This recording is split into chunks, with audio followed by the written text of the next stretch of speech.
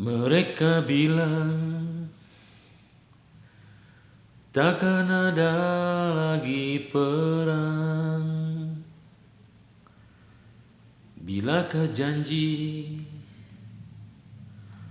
perdamaian yang abadi?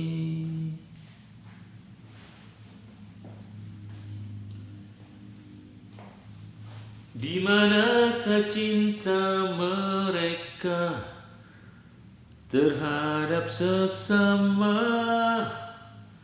Menebar maut hasil kesewenangan semata.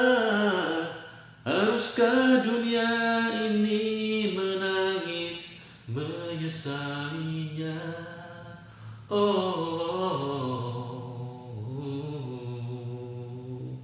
Halo adik-adikku sekalian semua yang cantik-cantik, yang keren-keren, yang ganteng-ganteng. Apa kabarnya? Semoga kalian selalu dalam keadaan sehat dan dalam keadaan semangat ya. Oke adik-adikku, sehat dan semangat itu penting adik-adikku. Jangan sampai kalian sehat tapi nggak semangat. Atau sebaliknya, kalian semangat tapi nggak sehat ya. Baik, kembali kakak hadir di hadapan kamu sekalian yang ingin mencoba menjelaskan atau menginformasikan mengenai rangkaian listrik ya dengan hukum Kirchhoff. Oke, apa maksudnya nih? Ya, kita mencoba mencari kuat arus dan tegangan dari rangkaian listrik itu. Oke, sekarang kakak akan mulai ya. Kita dekatkan dulu kameranya biar tulisannya jelas. Oke, semoga jelas tulisannya. Di manakah cinta mereka terhadap sesama? Oke, jangan nyanyi mulu kak. Oke, baik, kita akan mulai ya. Hukum Kirchhoff. Hukum A-nya itu hukum dek ya, Kirchhoff. Hati-hati penuliskan kata Kirchhoff-nya ya, karena banyak yang menuliskan dengan tulisan yang salah ya, karena ini nama orang deh ya. Jadi K I R C, H-nya 2, O-nya 1. Kadang-kadang ditulis O-nya 2 ya. Oke, ditambah lagi F-nya 2. Nah ini penulisan yang benar. Kita akan coba bahas tentang hukum Kirchhoff dan kegunaannya ya. Kegunaannya sih jelas deh ya, biasanya untuk mencari kuat arus dan mencari tegangan atau beda tegangan di antara dua titik ya. Oke, kita mau bahas ini. Hukum Kirchhoff yang kakak mau bahas ada 2 ya, hukum Kirchhoff 1 dengan bentuk-bentuknya dan hukum Kirchhoff 2 dengan bentuk-bentuknya ya. Kalau hukum Kirchhoff 1 yang pertama ya, itu ada 2 bentuk deh ya. Bentuk yang pertama adalah ini, jumlah kuat arus yang masuk sama dengan jumlah kuat arus yang keluar. Ini hukum Kirchhoff pertama, bentuk yang pertama ya. Biasanya berfungsi untuk mencari kuat arus di sebuah cabang ketika cabang-cabang yang lainnya diketahui ya. Oke, ini bentuk yang pertama dari hukum Kirchhoff yang pertama. Oke ya, bentuk pertama. Bentuk yang kedua deh.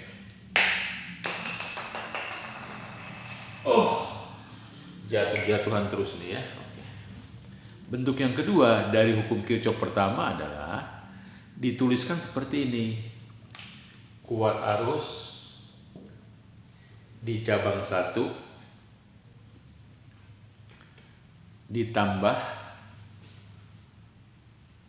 kuat arus di cabang 2 ditambah kuat arus di cabang 3. Oke ya.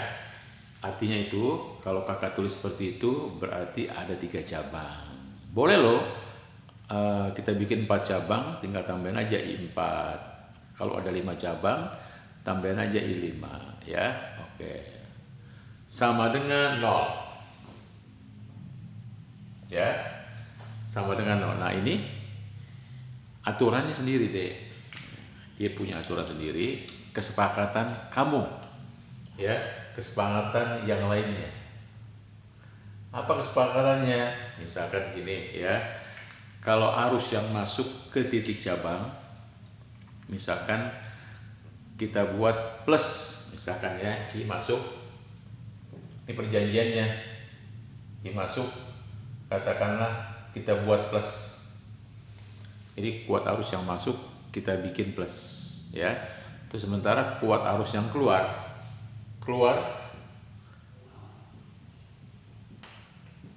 dan masuk dari titik cabang, maksudnya ya.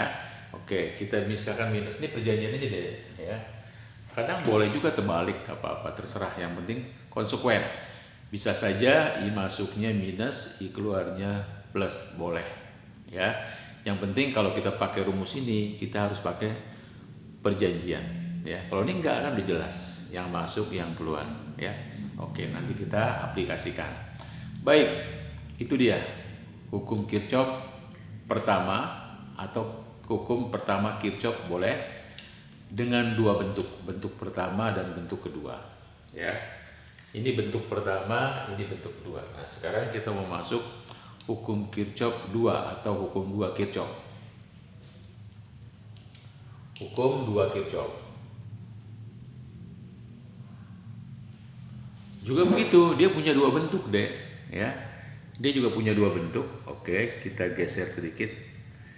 Kita alihkan agak ke bawah dikit gini. Nah, gitu ya. Oke, biar nampak kalau kita tulis di bagian bawah jadi kelihatan.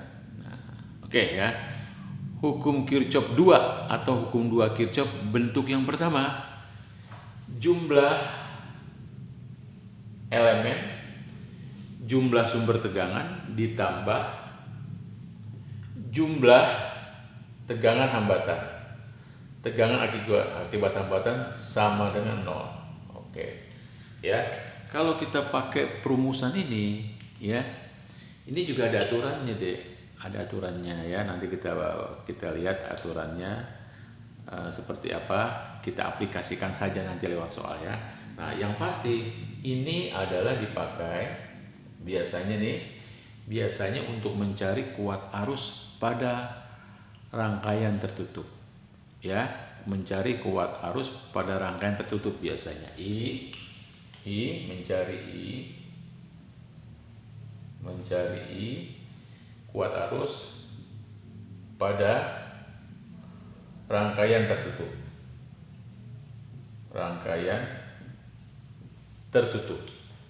Ya. Oke. Tertutup. Nanti kita lihat rangkaian tertutup seperti apa. Artinya rangkaian itu tidak terputus ya, tertutup, membentuk kayak seperti lingkaran atau keliling lingkaran, atau keliling dari persegi panjang, atau keliling dari bentuk-bentuk 2 dimensi yang lainnya ya. Oke.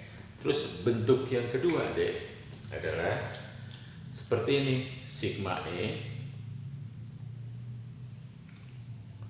Tetap ada sigma E-nya ya. Sama di bagian ini sigma I kali R. Nah, tapi di sini deh ya, dia bukan 0, melainkan beda potensial. Oke, kita agak geser ke bawah deh. Yes. Gitu ya, biar kelihatan. V. Nah, gitu ya. Ini penulisan hukum 2 Kirchhoff bentuk yang kedua ya. Nah, ini biasanya berlaku untuk bisa mencari kuat arus, bisa mencari beda potensial untuk rangkaian terbuka ya. Jadi yang atas untuk rangkaian tertutup, ini untuk rangkaian terbuka. untuk rangkaian terbuka. Oke, itu deh ya. Itulah dia aplikasinya. Nah, sekarang kita pakai dua hukum itu sekaligus untuk memecahkan soal-soal rangkaian listrik yang tidak sederhana seperti ini. Ya, oke, kita lihat. Kita geser dulu. Oke, kita geser ya. Kita lihat nih. Artinya nih, kalau kita ketemu rangkaian seperti ini, artinya sudah tidak bisa lagi dikerjakan pakai hukum Ohm. Ya, artinya harus pakai hukum Kirchhoff. Oke, kita lihat rangkaiannya seperti ini. Kita betulkan dulu kameranya. Oke, ya. Yes. Soal. Ya. Harus ada masalah deh supaya nanti hukum-hukum itu bisa terjelaskan dengan baik, ya. Kita jadi paham tentang hukum itu. Oh, ternyata buat ini toh, buat ini toh, buat ini toh. Oke, ya, soalnya gini. Jadi ada sebuah rangkaian listrik termasuk yang tidak sederhana. Seperti ini, ya. Hambatan, terus kemudian ini baterai, hambatan lagi, baterai lagi, hambatan lagi. Misalkan begini, nah, kakak mau bikin begini, ya, terserah, ya, terserah. Lalu jangan lupa, ya, untuk lebih mantapkan lagi, kita jelaskan, ya. Ini kita kasih nama hambatan 1, baterai 1, elemen 1, hambatan 2, elemen 2, hambatan 3. Seperti itu ya. Lalu kakak buat titik-titik A, ya, misalkan ya, katakanlah di soal itu dibuatkan titik-titik di soal itu, ya. Oke, siapa yang membuat soalnya kita nggak tahu. Pokoknya dituliskan begini lah. Ini titik A, titik B, ini titik C, titik D, titik E, titik F. Ya, terus apa lagi yang perlu? Oke, gitu dulu ya. Nah, baik. Ya, pertanyaannya dek. Nah, pertanyaan adalah kalau ini kita anggap cabang 1. Jadi pertanyaan gini adalah, ya, kalau ini kita anggap cabang 1, maka berapakah kuat arus di cabang 1? Di 1. Kalau ini kita anggap cabang 2, maka berapakah kuat arus di cabang 2? Berapa kuat arus di cabang 3? Ini pertanyaan standar. Ya, untuk mencari nilainya deh, berarti semua komponen yang ada di gambar itu ya harus kita kasih nilai, ya. Gimana kita mau nyari I1, I2, I3 kalau misalkan komponen-komponen sendiri nggak ada nilainya? Oke, kita misalkan yang mudah-mudah aja deh, ya, angkanya, ya. Jangan sulit, ya. Yang penting kamu senang, kakak pun senang, ya. Di sana senang, di sini senang, ya. Oke, misalkan kakak buat R1-nya 1 ohm. R1-nya kakak buat 2 volt. R2-nya kakak buat ini 2 ohm. Pokoknya yang enak-enak aja deh. Ini kakak buat 4 volt. Ini kakak bikin 3 ohm. Nah, kan enak deh ya. Senang kan deh? Nah, kamu senang, kakak pun senang. Ya, di mana-mana senang. Di sana senang, di sini senang. Oke. Yuk, sekarang kita cari dengan menggunakan hukum Kirchhoff 1 dan 2. Gabungan deh. Ini nggak bisa dipisah gabungannya. Tapi yang penting adalah kapan kita pakai hukum Kirchhoff bentuk pertama, kapan kita pakai kapan kita pakai hukum pertama Kirchhoff bentuk pertama, kapan kita pakai hukum 2 Kirchhoff bentuk pertama juga. Nah, ini dia. Jadi memang ada yang kakak lupa deh. Ini sebetulnya pasangan yang nggak boleh kita lupakan nih deh. Nih, ini pasangan ya. Jadi kakak lupa menjelaskan. Ini pasangan yang harus kita pakai Artinya ini pasangan setia deh. Jadi bentuk pertama dari hukum Kirchhoff pertama itu pasangannya adalah ini. Ya, sigma E ditambah sigma IR sama dengan 0. Tapi kalau kita mau pakai hukum pertama Kirchhoff bentuk kedua ya pasangannya harus ini deh. Nah, pasangannya harus yang bawah. Nah, gitu. Ya. Pasangannya harus sigma E ditambah sigma IR sama dengan V. Jadi nggak boleh berganti pasangan, ya. Takutnya berbahaya kalau berganti pasangan, ya. Oke, jadi kakak pastikan dulu. Kita pakai beberapa cara untuk menyelesaikan soal ini, ya. Oke, yang pertama deh, kita pakai pasangan yang ini, ya. Jumlah arus yang masuk, jumlah arus kuat arus yang masuk sama dengan jumlah kuat arus yang keluar. Ini pasangan, ya. Pasangannya mana? Ini dia, sigma E ditambah sigma I kali R sama dengan 0. Ini pasangan, ya. Jangan, jadi nggak boleh berganti pasangan, nggak boleh memakai pasangan yang bukan pasangan, ya. Udah bukan lagi, bukan pasangan. Ini pasangan, ya. Pasangan, ya. Oke, sekarang yuk kita pakai bagaimana cara menggunakan hukum-hukum ini untuk menyelesaikan rangkaian di atas, ya. Pertama, aturannya gini, buat arah arus sembarang. Misalkan gini, kamu mau bikin arah arusnya begini, ya, boleh. Ini kamu bikin gini di sini, ya, seperti ini. Nah, di sini masuk, ini masuk, ini keluar. Ini I1, ini I3, ini I2, ya. Cabang 1 dialiri arus I1. Ini juga masih I1 deh, ya. Terusannya gini. Nah, ini I3. Ini I2. Nah, seperti itu, ya. Oke, sekarang kita gunakan hukum Kirchhoff yang pertama. Jumlah kuat arus yang masuk sama dengan jumlah kuat arus yang keluar dari titik cabang. Oke, jadi kita ambil dulu titik cabangnya. Titik cabang harus kita pastikan yang mana titik cabangnya, ya. Ini yang F atau yang C sama saja, ya. Yang F atau yang C sama saja. Pastikan titik cabang yang mana. Oke, kalau gitu kita ambil titik cabang yang F aja deh, ya, yang atas, ya. Oke, kita ambil titik cabang yang F.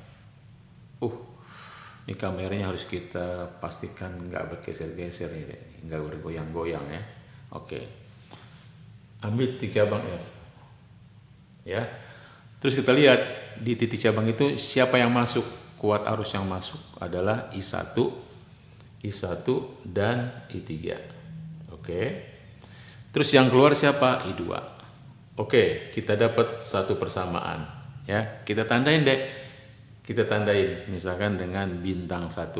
Oke, kita tandain dengan bintang 1. Ya. Terus apakah persamaan ini bisa menjawab pertanyaan kita? Enggak, ya. Kenapa? Karena semuanya masih blank, kosong, zong. I1, I2, I3, ya, masih kosong. Nah, balik kalau gitu berarti kita butuh persamaan yang kedua dari hukum Kirchhoff yang kedua, ya. Jadi kita butuh yang ini. Sigma E ditambah sigma I kali R sama dengan 0, ya. Oke, lalu hukum ini kita terapkan ke masing-masing loop, ya. Ini nih kita anggap loop 1, ini loop 2, ya. Oke, terapkan untuk loop 1. Kita lihat sigma E nya ada berapa. Ini loop 1 gini, ya. Oke, siklus 1. Sigma E nya ada E1 dan E2. Tulis sigma E nya ada E1, tulis saja dulu, ya. Jangan pikirkan dulu plus minusnya, tulis saja dulu E1, ada E1, ada E2. Oke, ya. Kita tulis lagi nih ditambahnya. Nah, sekarang I kali R yang ada di siklus 1 adalah, kita lihat nih, I kali R, I1 melewati R1, tulis I1 melewati R1 ditambah, apalagi ini, I2 melewati R2. Oke ya, I2. Oh, kelihatan nggak? Oke, nggak kelihatan. Kita geser lagi deh. Oke. Kita geser lagi. Oke. I2 melewati R2 sama dengan 0. Oke ya. Yuk, sekarang kita masukkan sekaligus, kita masukkan angka-angkanya. Kita masukkan sekaligus plus minusnya yang miliknya E1 dan E2. Oke, caranya gini ya. Caranya gini, kita lihat nih. Kita lihat arah loopnya, arah arusnya ya. I1 di sini. I1 ternyata dia menemukan kutub minus yang pertama kali. Pada E1 kita buat minus. Itu ya. Lanjutkan perjalanan sampai ketemunya di bagian ini. Siapa yang menemukan kutub positif di bagian ini? Yaitu I2. Jadi I2 ya ketemu dengan kutub positif dari E2. Kita masukkan positif. Nah, seperti itu. Ya. Oke, caranya seperti itu deh. Lalu tinggal kita masukin angka-angkanya. E1 itu berapa? Min. E1-nya adalah 2 ditambah E2-nya adalah 4 ditambah I1 ya, R1-nya 1. Jadi I1 kali R1, R11 adalah jadi 1. Ditambah I2 kali R2. I2, R2-nya adalah 2, jadi 2 I2. Oke, sama dengan 0. Ya, tapi kita sederhanakan dulu deh. Ya, sederhanakan bagian ini. Jadi ini 2 ditambah I1 ditambah 2 I2 sama dengan 0. Ya, kita dapatkan lagi persamaan yang berikutnya. Kita kasih tanda ya, bintang 2. Oke. Ya, apakah sudah bisa menyelesaikan dua persamaan ini? Enggak deh. Masih belum bisa ya. Karena ada teori yang mengatakan kalau ditanya 3 variabel, I1, I2, I3, 3 variabel, maka kita butuh 3 persamaan. Sementara yang sekarang itu baru ada 2 persamaan, 1 dan 2. Berarti harus kita buat satu lagi, yaitu kita cari persamaan di loop kedua. Loop kedua. Oke, kita lihat loop kedua ya, ini dia. Ya, sama lagi kita pakai aturan ini. Sigma E-nya apa saja sih di loop 2? Oh, ada E2. Tulis aja dulu ya. Ada E3. Oh, E3-nya nggak ada, kosong. Jadi kita bikin 0 ya. Nggak ada 3 ya, kita bikin 0. Biarkan aja. Ditambah sigma I kali R ya. Lihat di sini loop 2 ada I kali R, ada I2 yang melewati 2 ohm. Jadi I2 kali R2 langsung aja deh ya, kita bikin ya. Oh, jangan deh, kita bikin rumus dulu biar kamu mengerti. I2 R2 ditambah apalagi kuat arus yang melewati R, ini dia. Ternyata I3 melewati R3, I3 melewati R3, terbentuklah potensial. Kalau dijumlahin sama dengan 0 ya. Oke, yuk kita perjelas lagi E2-nya itu positif apa negatif. Caranya sama kayak tadi deh ya. Yang melewati I2, yang melewati E2 adalah I2. Nah, kebetulan lihat nih arah panahnya, tanda panahnya pertama kali ketemu dengan tanda positif E2. Kita masukin positif. Oke, selesai di situ ya. Lalu kita masukin angka-angkanya.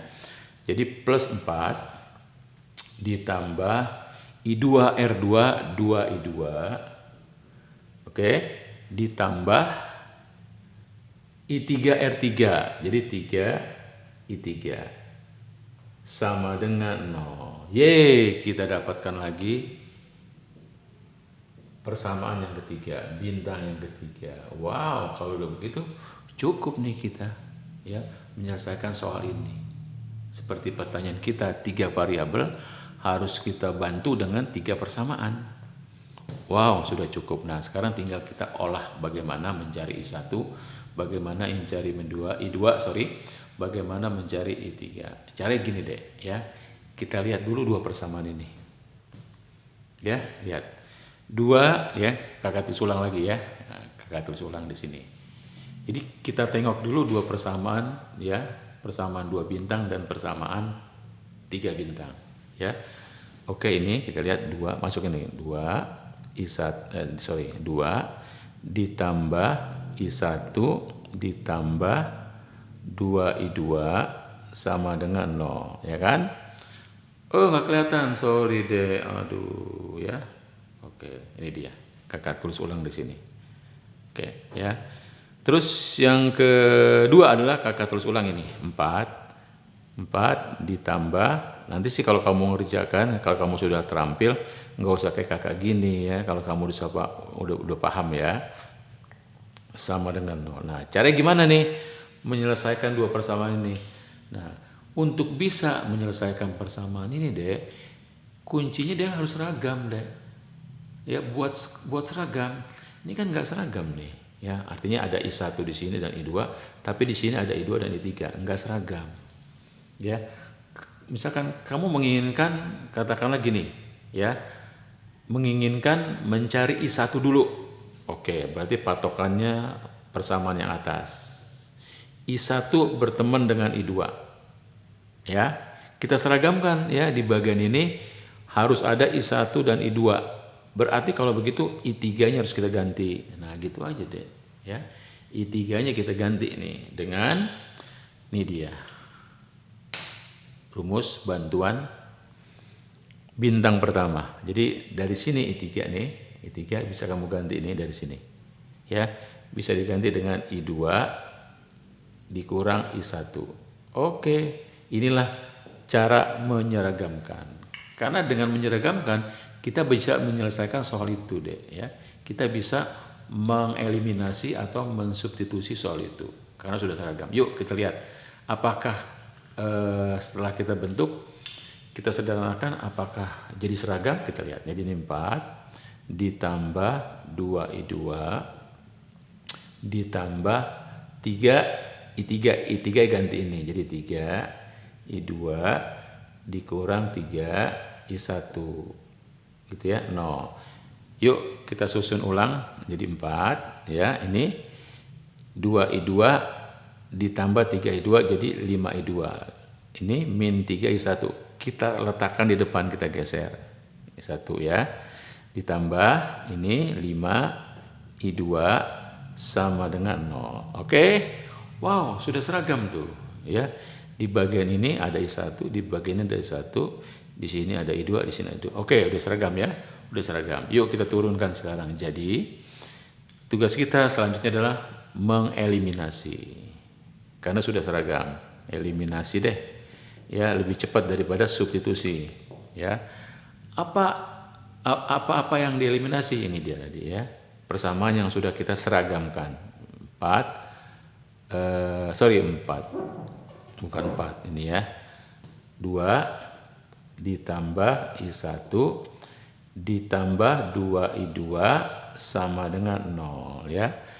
Kita eliminasi diantaranya dengan 4 min 3 I1 ditambah 5 I2.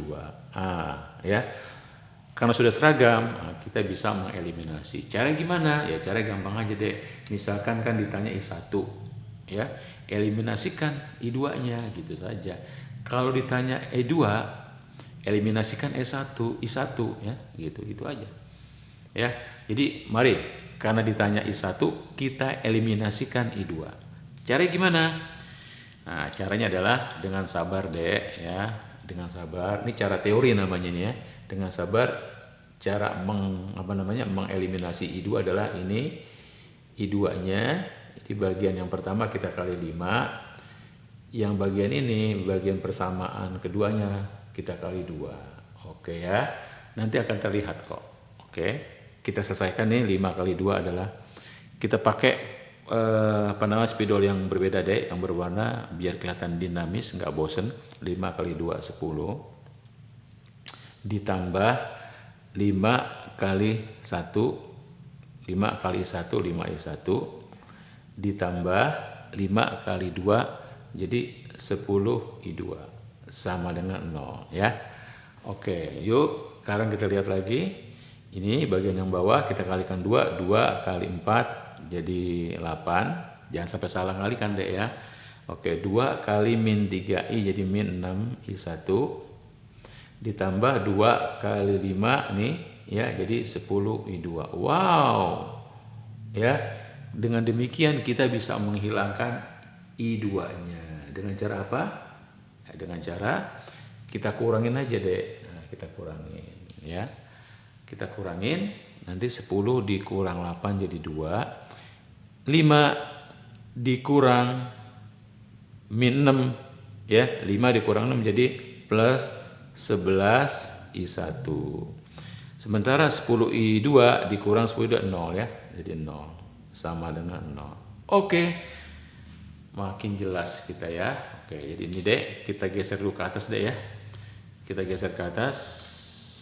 Oke. Kita dapatkan nih ya, kita dapatkan persamaan terakhir adalah 2. Kita tulis ulang ya supaya kelihatan 2. Oh, nggak kelihatan. 2 ditambah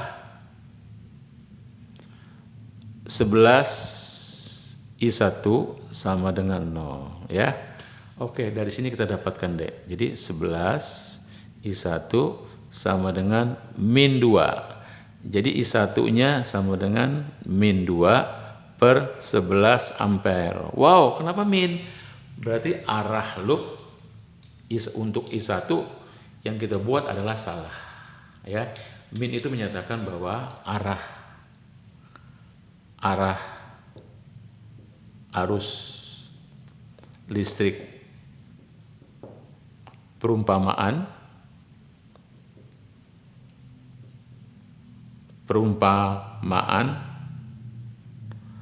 adalah salah ya, adalah salah. Oke ya, jadi kita membuat arah arus yang salah pada perumpamaan ya. Perumpamaan apa nih dia perumpamaannya?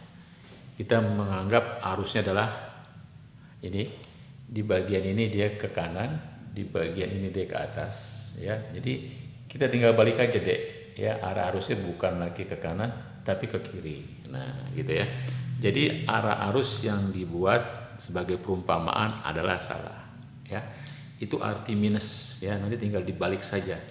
Nah sementara dari I1 yang kita dapatkan itu kita bisa mencari I2-nya ya. Kita bisa mencari I2 dengan cara apa?